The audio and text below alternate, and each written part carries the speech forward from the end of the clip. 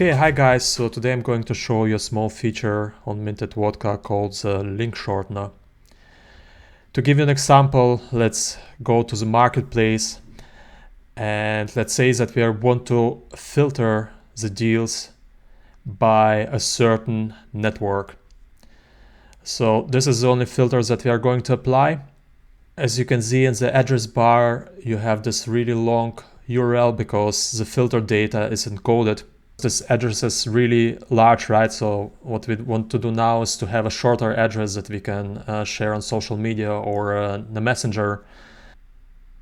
So what we do is go to the share button, you click on it, and what the system does, it automatically generates a short code which later on you can use to go directly to this page with all the filters applied. So let's copy it.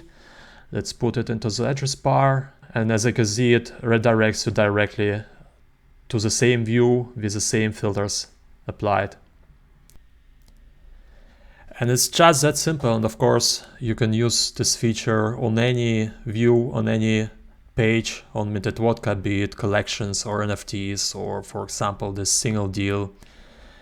You simply use the same share button, you click on it, get this auto-generated code, and you can use it to share it anywhere.